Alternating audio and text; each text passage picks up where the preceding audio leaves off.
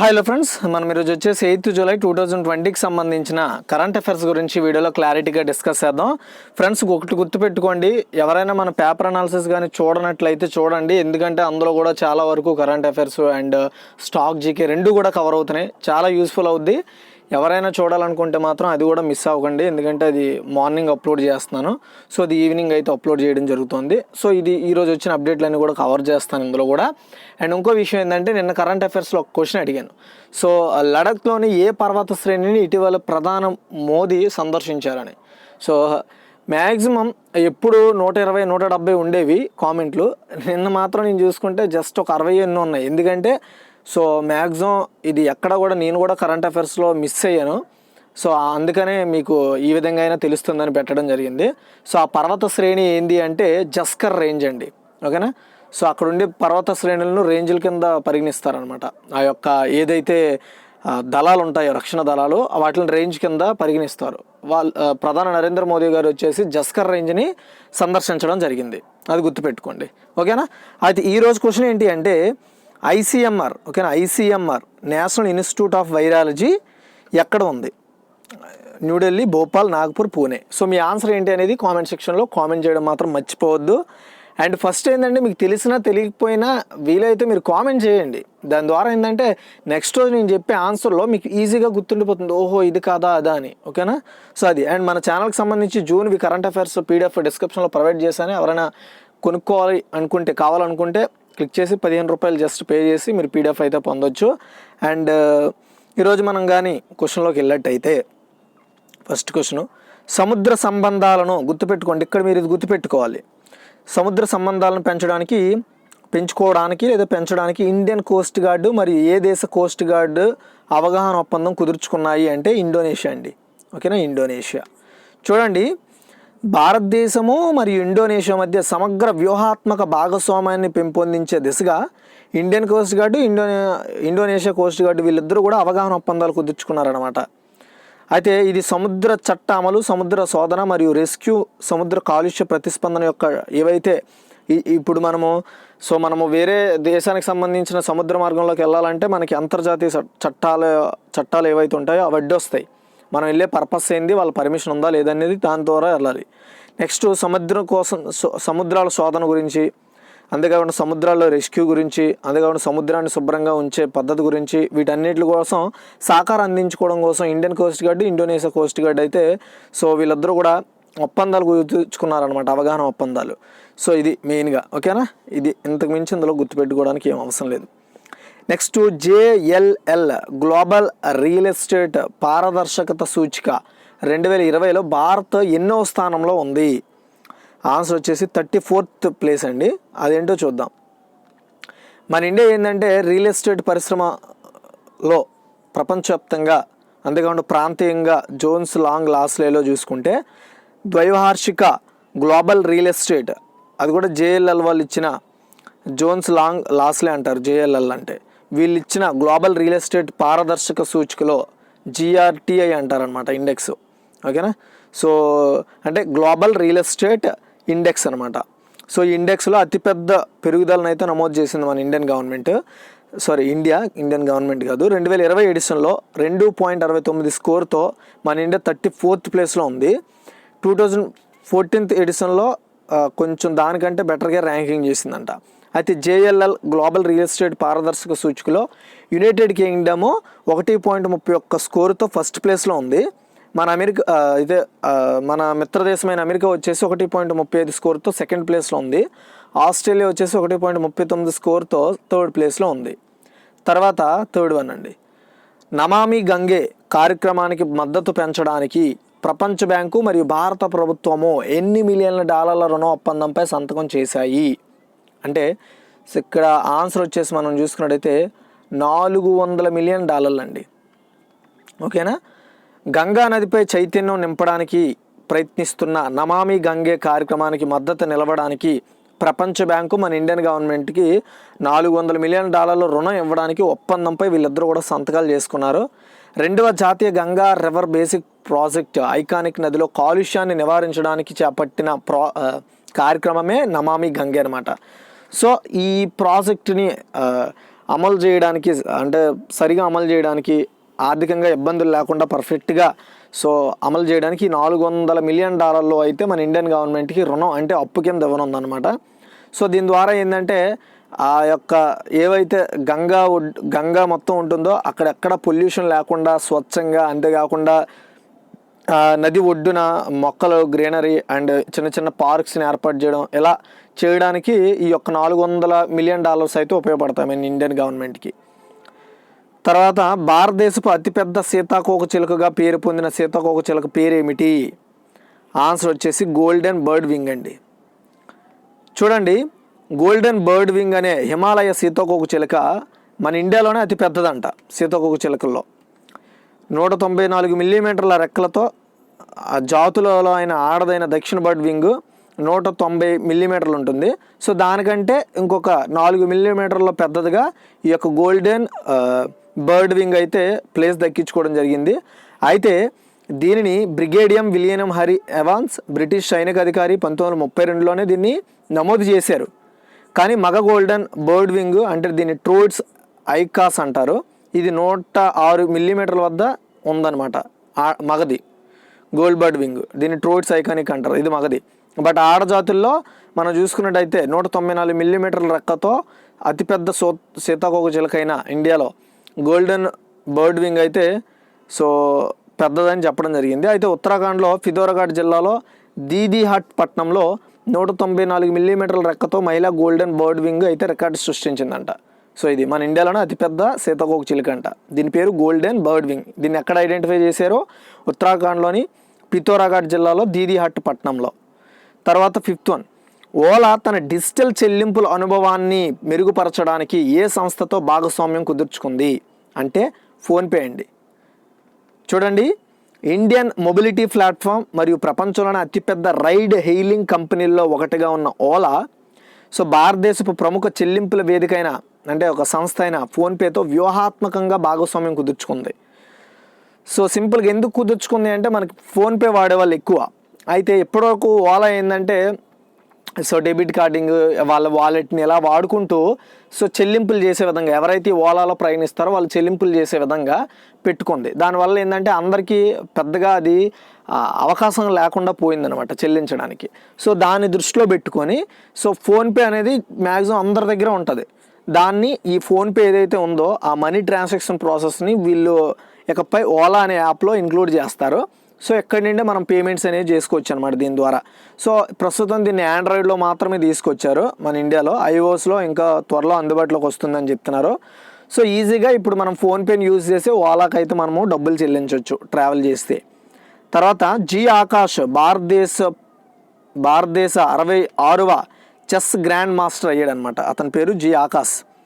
అతను ఏ రాష్ట్రానికి చెందిన వ్యక్తి అంటే తమిళనాడు.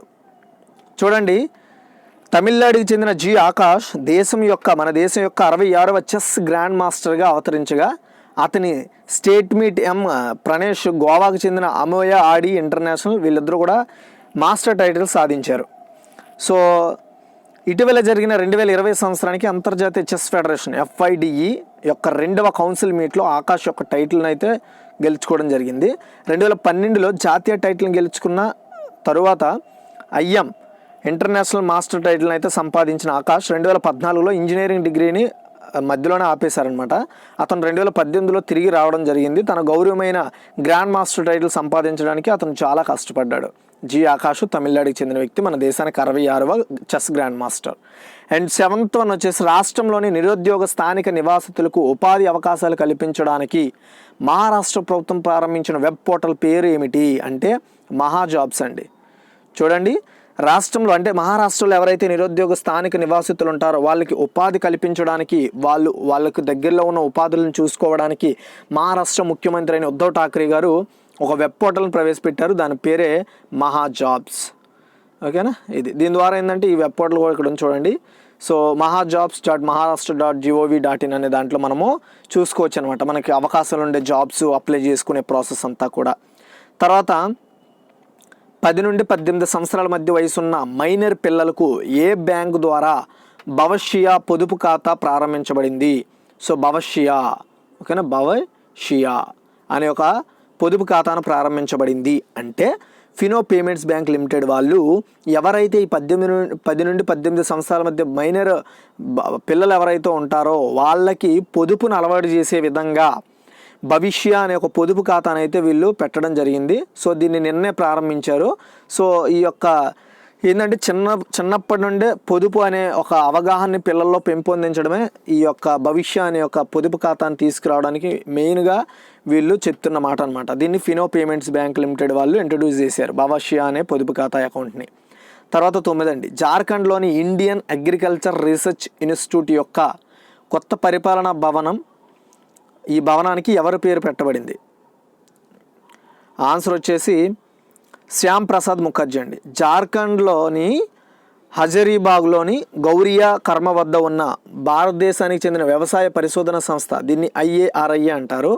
సో దీని యొక్క కొత్త పరిపాలన మరియు విద్యాభవనం ఈ కార్యక్రమంలో భారతీయ జనసంఘ వ్యవస్థాపకుడు డాక్టర్ శ్యామ్ ప్రసాద్ ముఖర్జీ పేరు పెట్టారనమాట ఈ భవనానికి. దీన్ని కొత్తగా ఓపెన్ చేశారు. ఓకేనా. అది తర్వాత 10, ఏ సంవత్సరానికి అన్ని గ్రామీణ గృహాలకు 100% ఫంక్షనల్ అంటే పనిచేసే హౌస్ హోల్డ్ ట్యాప్ కనెక్షన్ అందించాలని గోవా ప్రభుత్వం యోచిస్తోంది అంటే 2021 అంటే వచ్చే సంవత్సరానికి టార్గెట్ పెట్టుకుంది. భారత ప్రభుత్వం జలశక్తి మంత్రిత్వ శాఖకు రాష్ట్రం సమర్పించిన వార్షిక కార్యాచరణ ప్రణాళిక ఆధారంగా గోవాకు ఫైనాన్షియల్ ఇయర్ 2020-21కి 12.40 కోట్లు ఇచ్చింది.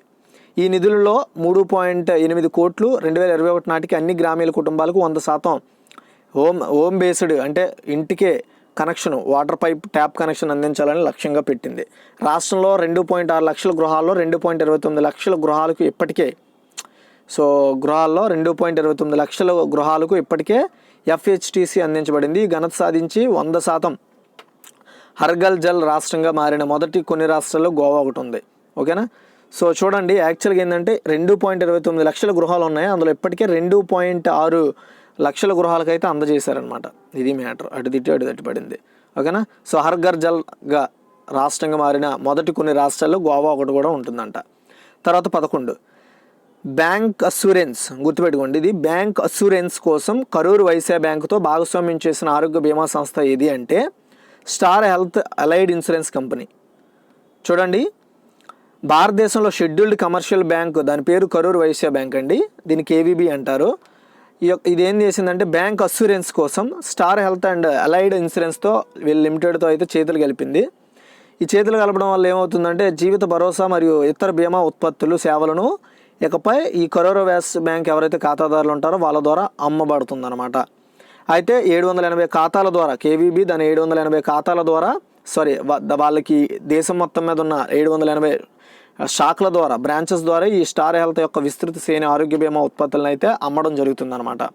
తర్వాత 12, కేంద్ర ప్రభుత్వం నిపుణుల committee on science technology and innovation policy 2020, దీన్ని STIP అంటారు. 2020 దీనికి నాయకత్వం వహించినది ఎవరు అంటే ఆన్సర్ వచ్చేసి హర్కేష్ మిట్టల్ అండి. స్టార్టప్ విలేజ్ CEO అయిన రీథింక్ ఫౌండేషన్ వ్యవస్థాపకుడు సిజో కుర్విల్జా జార్జ్ భారతదేశపు 5వ చూడండి అయిన హర్కేష్ మిట్టల్ గారు. ఓకేనా. భారతదేశపు 5వ science and technology policy science and technology విభాగానికి అధిపతిగా హర్కేష్ మిట్టల్ గారు ఎన్నికవ్వడం జరిగిందనమాట. ఓకేనా, గుర్తుపెట్టుకోండి. తర్వాత 13, national Company Law Appellate tribunal June 15 నుండి అమల్లోకి వస్తుంది. ఈ national Company Law Appellate tribunal దీని యొక్క యాక్టింగ్ చైర్పర్సన్గా 3 నెలలు పొడిగింపు పొందిన వ్యక్తి పేరేమిటి అంటే ఆన్సర్ వచ్చేసి బన్సీలాల్ భట్ అండి.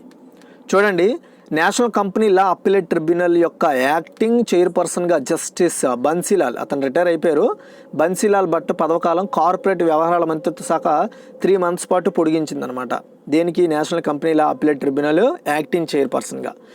జూన్ 15 నుండి జస్టిస్ SI ముఖోపాధ్యాయ పదవి అయితే పూర్తి చేసిన తర్వాత మార్చి 15న ఆయన యాక్టింగ్ చైర్పర్సన్గా నియమితులయ్యారు. సో అప్పటి నుండి కూడా అంటే యాక్చువల్గా అతను రీసెంట్గా ఎవరు ముఖోపాధ్యాయ గారు పదవి నుండి బయటకు వచ్చేసిన తర్వాత కూడా అంతకుముందునే యాక్టింగ్ చైర్పర్సన్గా ఎవరిని పెట్టడం జరిగిందంటే బన్సీలాల్ భట్ని. అయితే ఇంకొక 3 months వరకు అతనే ఈ యాక్టింగ్ చైర్పర్సన్గా ఈ యొక్క నేషనల్ కంపెనీ లా అప్పిలేట్ ట్రిబ్యునల్గా అయితే ఉంటారనమాట. ఓకేనా, ఇది మ్యాటర్. అయితే 14 జూలై 2020లో కన్నుమూసిన ఆస్కార్ విజేత స్వరకర్త ఎన్నియో మెరికోన్ ఏ దేశానికి చెందినవారు అంటే ఇటలీ అండి. 2 సార్లు ఆస్కార్ విజేత అయిన ఎన్నియో మెరికోన్ ఇటాలియన్ కంపోజర్ అనమాట. ఇటలీలోని రోమ్లో క్యాంపన్ బయో మెడికో అనే క్లినిక్లో 91 సంవత్సరాల వయసులో చనిపోయారు. అతను 1928 నవంబర్ 10న ఇటలీలో రోమ్లో జన్మించారు. తర్వాత 15 ఈ క్రింద వాటిలో ఏది గ్రీన్ బిల్డింగ్ లీడర్షిప్ అవార్డును అందుకుంది అంటే అంతర్జాతీయ ఒలింపిక్ కమిటీ. చూడండి, లాసోన్లోని తన కొత్త ప్రధాన కార్యాలయానికి European 2020 US Green Building Council USGBC leadership award లభించినట్లు అంతర్జాతీయ ఒలింపిక్ కమిటీ ఐఓసి ప్రకటించింది. ఈ అవార్డు ఏంటండి, 2020 US Green Building Council leadership award వచ్చిందనమాట. దేనికి? ఒలింపిక్ అంతర్జాతీయ ఒలింపిక్ కమిటీకి. ఏ బిల్డింగ్కి? లాసోస్లోని తన కొత్త ప్రధాన కార్యాలయానికి ఈ అవార్డు అయితే వచ్చింది. అండ్ ఒలింపిక్ హౌస్ కఠినమైన లీడ్ ప్లాటినం ధృవీకరణ కలిగి ఉంది ఆ బిల్డింగ్కి. ఇది ప్రపంచంలోనే అత్యంత స్థిరమైన భవనాల్లో ఒకటని ఐఓసి పేర్కొందనమాట. ఐఓసి అంటే అంతర్జాతీయ ఇంటర్నేషనల్ ఒలింపిక్ కమిటీ. తర్వాత 16 జైర్ బోల్సోనారోకి కరోనా పాజిటివ్ వచ్చింది. ఇతను ఏ దేశానికి అధ్యక్షుడు అంటే బ్రెజిల్కి. చూడండి, బ్రెజిల్ అధ్యక్షుడు ఎవరండి? Jair Bolsonaro. అతను కరోనా బారిన పడ్డారు. తనకు పాజిటివ్ వచ్చినట్లుగా బోల్సోనారో మంగళవారం అనౌన్స్ చేశారు. ఆసుపత్రి నుంచి తిరిగి వచ్చిన అనంతరం ఆయన బ్రెసిలియాలోని ప్యాలెస్లో తన మద్దతుదారులతో మాట్లాడారనమాట. మద్దతుదారులు ప్రస్తుతానికి అంతా బాగానే ఉందని, తేలికపాటి లక్షణాలు మాత్రమే ఉన్నాయని అనౌన్స్ చేశారు. తర్వాత వచ్చేసి నాలో నాతో వైఎస్ఆర్ అనే పుస్తకాన్ని ఎవరు రచించారు? ఆన్సర్ చూడండి, వైఎస్ విజయం అండి. వైఎస్ విజయం ఎవరు? డాక్టర్ వైఎస్ రాజశేఖర రెడ్డి యొక్క సతీమణి ఈవిడ. ఓకేనా, ఆవిడ అంటే ఏదైతే రాజశేఖర రెడ్డి గారు ఉన్నారో అతను చేసిన కృషి కానీ, అతనితో ఆవిడ అనుభవాలు కానీ, సో అతను రాష్ట్రానికి చేసిన సేవలను వాటన్నింటినీ కూడా ఈ పుస్తకంలో ప్రస్తావించడం జరిగిందనమాట. అయితే దీనిని వైఎస్ విజయమ్మ రాసిన నాలో నాతో వైఎస్ఆర్ అనే పుస్తకాన్ని ముఖ్యమంత్రి జగన్ బుధవారం రోజు అంటే ఈరోజు ఆవిష్కరించారనమాట. ఎందుకు ఆవిష్కరించారు అంటే ఈరోజు వైఎస్ రాజశేఖర రెడ్డి గారి 71వ జయంతి అండి. సో అందువలన దీనిని అయితే అతను ఈ పుస్తకాన్ని అయితే ఆవిష్కరించడం జరిగింది. అది కూడా వైఎస్ఆర్ విజయమ్మ ఆ పుస్తకాన్ని రాయడం జరిగింది. అంటే వైఎస్ఆర్ విజయమ్మ ఈ వైఎస్ రాజశేఖర రెడ్డి గారి భార్య అనమాట. ఓకేనా, సో అది మ్యాటర్. అండ్ తర్వాత ఫైనల్గా ఏంటంటే, సో చాలామంది క్విక్ రివ్యూ అడుగుతున్నారు కాబట్టి చేస్తున్నాను, లేదంటే మనం క్విజ్లో అప్డేట్ చేస్తున్నాం కాబట్టి అవసరం లేదు. బట్ చాలామంది అడుగుతున్నారు, సరే అందుకని అయితే చేయడం జరుగుతుంది. సముద్ర సంబంధాలను పెంచడానికి ఇండియన్ కోస్ట్ గార్డ్ మరియు ఏ దేశ కోస్ట్ గార్డ్ అవగాహన ఒప్పందం కుదుర్చుకున్నాయంటే ఇండోనేషియా. అండ్ తర్వాత క్వశ్చన్ వచ్చేసి జేఎల్ఎల్ గ్లోబల్ రియల్ ఎస్టేట్ పారదర్శక సూచిక 2020లో భారత్ ఎన్నో స్థానంలో ఉంది అంటే 34. తర్వాత క్వశ్చన్ వచ్చేసి నమామి గంగే కార్యక్రమానికి మద్దతు పెంచడానికి ప్రపంచ బ్యాంకు మరియు భారత ప్రభుత్వం ఎన్ని $1 మిలియన్ రుణ ఒప్పందంపై సంతకం చేసుకున్నాయంటే $400 మిలియన్. తర్వాత క్వశ్చన్ వచ్చేసి భారతదేశపు అతిపెద్ద సీతాకోక చిలుకగా పేరు పొందిన సీతాకోక చిలుక పేరు ఏమిటి అంటే గోల్డెన్ బర్డ్ వింగ్ అండి. తర్వాత వచ్చేసి ఓలా తన డిజిటల్ చెల్లింపుల అనుభవాన్ని మెరుగుపరచడానికి ఏ సంస్థతో భాగస్వామ్యం కుదుర్చుకుంది అంటే ఫోన్పే. తర్వాత వచ్చేసి జి ఆకాష్ భారతదేశపు 66వ చెస్ గ్రాండ్ మాస్టర్ అయ్యాడు. అతను ఏ రాష్ట్రానికి చెందిన వ్యక్తి అంటే తమిళనాడు. అండ్ తర్వాత క్వశ్చన్ వచ్చేసి రాష్ట్రంలో నిరుద్యోగ స్థానిక నివాసితులను ఉపాధి అవకాశాలు కల్పించడానికి మహారాష్ట్ర గవర్నమెంట్ ప్రారంభించిన వెబ్ పోర్టల్ పేరు ఏమిటి అంటే మహాజాబ్స్. తర్వాత 10 నుండి 18 సంవత్సరాల మధ్య ఉన్న వయసున్న మైనర్ పిల్లలకు ఏ బ్యాంకు ద్వారా భవిష్య పొదుపు ఖాతా ప్రారంభించబడింది అంటే ఫినో పేమెంట్స్ బ్యాంక్ లిమిటెడ్. జార్ఖండ్లో ఇండియన్ అగ్రికల్చర్ రీసెర్చ్ ఇన్స్టిట్యూట్ యొక్క కొత్త పరిపాలనా భవనానికి ఎవరు పేరు పెట్టబడింది అంటే శ్యామ్ ప్రసాద్ ముఖర్జీ. అండ్ ఏ సంవత్సరానికి అన్ని గ్రామీణ గృహాలకు 100% ఫంక్షనల్ హౌస్ హోల్డ్ ట్యాప్ కనెక్షన్లు అందించాలని గోవా ప్రభుత్వం యోచిస్తుందంటే 2021. అండ్ బ్యాంక్ అస్యూరెన్స్ కోసం కరూర్ వైశ్య బ్యాంకుతో భాగస్వామ్యం చేసిన ఆరోగ్య బీమా సంస్థ ఏది అంటే Star Health and Allied Insurance Company. తర్వాత క్వశ్చన్ వచ్చేసి కేంద్ర ప్రభుత్వం నిపుణుల committee on science technology innovation policy 2020కు నాయకత్వం వహించినది ఎవరు అంటే హర్కేష్ మిట్టల్. తర్వాత క్వశ్చన్ వచ్చేసి National Company Law Appellate Tribunal so June 15 నుండి అమల్లోకి వస్తారనమాట అతను. దీనికి కొత్త యాక్టింగ్ చైర్పర్సన్గా 3 నెలల పొడిగింపు పొందిన వ్యక్తి ఎవరు అంటే ఇది జూన్ 15 నుండి అమల్లోకి వస్తుంది ఈ అప్లేట్. సో ఆన్సర్ వచ్చేసి బన్సీలాల్ భట్. తర్వాత వచ్చేసి జూలై 2020లో కన్నుమూసిన ఆస్కర్ విజేత స్వరకర్త ఎన్నియో మెరికో ఏ దేశానికి చెందినవారు అంటే ఇటలీ. అండ్ ఈ క్రింద వాటిలో ఏది గ్రీన్ బిల్డింగ్ లీడర్షిప్ అవార్డు అందుకుందంటే అంతర్జాతీయ ఒలింపిక్ కమిటీ యొక్క కొత్త ప్రధాన కార్యాలయం. తర్వాత జైర్ బోల్సోనారో కరోనా పాజిటివ్ వచ్చింది. ఇతను ఏ దేశానికి చెందిన అధ్యక్షుడు అంటే బ్రెజిల్. అండ్ నాలో నాతో వైఎస్ఆర్ అనే పుస్తకాన్ని ఎవరు రచించారు అంటే వైఎస్ విజయమ్మ. సో ఇదిగా ఈరోజు ఒక టోటల్ కరెంట్ అఫైర్స్ నచ్చితే లైక్ చేసి షేర్ చేసి మరిన్ని అప్డేట్స్ కోసం మన ఛానల్ సబ్స్క్రైబ్ చేసుకోండి. Thanks for watching.